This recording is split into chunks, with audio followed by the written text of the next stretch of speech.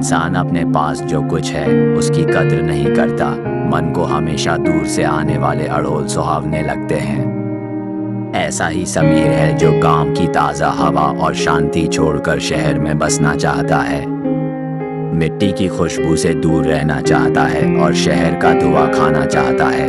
मजबूरी और जिम्मेदारी के लिए सब कुछ करना पड़ता है, लेकिन समीर को ऐसी कोई आवश्यकता नहीं थी। घर छोड़ते समय पिता ने बताया कि गांव में हमारे पास पर्याप्त भोजन है। भगवान की कृपा से इतना सब कुछ है। तुम हमारा एकमात्र बच्चा हो। हम चाहते हैं कि तुम हमारे साथ रहो। लेकिन समीर विश्वास करने को तैयार नहीं था। समीर हालांकि इसे मानने को तैयार नहीं था। पिताजी को बताया कि मैं यहाँ रहना नहीं चाहता क्योंकि आपने पूरी जिंदगी वहाँ बिता दी। पिता ने कहा कि जो कुछ हमने कमाया है वो तुम्हारे लिए है। फिर तुम घर और जानवरों को छोड़कर वहाँ एक छोटी सी नौकरी करना चाहते हो। एक बार फितूर सर पर सवार होने के बाद कहाँ उतरता है। वयस्क बच्चे ये भूल जाते हैं कि माता पिता की बातें सिर्फ शब्द नहीं है बल्कि उनके जीवन का अनुभव भी है। समीर ने इनकार करते हुए कहा, अब पहले जैसा जमाना नहीं है। आप लोग इतना क्यों सोच रहे हो? मोबाइल है और वीडियो कॉल भी है। मैं भी हर दिन आपको दूर बैठा दिखाई दूंगा। समीर ने इनकार कर दिया और शहर में एक छोटी सी सरकारी नौकरी करने लगा। 8 से 10 घंटे काम करने पर उसे 15,000 रुपए मिलते थे। माता पिता को बताया गया था कि वह काम करने लगा था। पिताजी ने फिर कहा, बेटा हमें तुम्हारी याद आती है तो घर आ जाओ।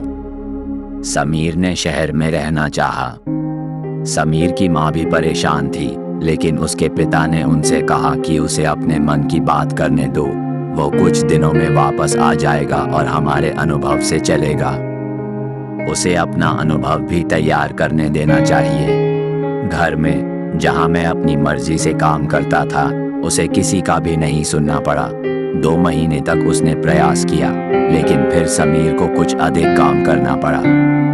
प्राइवेट नौकरी में समय नहीं था। घर पर बात करना कम होने लगा। जब उसने अपने घर का फोन करीब 4 दिन बाद उठाया, उसने पिता से कहा कि उसके बेटे को फोन पर बात करने का समय ही नहीं था। पिताजी ने कहा कि 3 दिन पहले तुम्हारी माँ का पैर टूट गया था।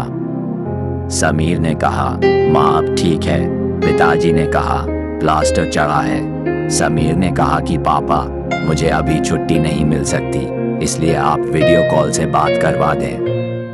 गांव में ठीक से नेटवर्क नहीं होने के कारण वीडियो कभी कभी रुकता है, कभी कभी दिखाई देता है। बेटे की ये बात सुनकर पिता के आंखों में आंसू आ गए। तो दोस्तों कैसी लगी ये कहानी?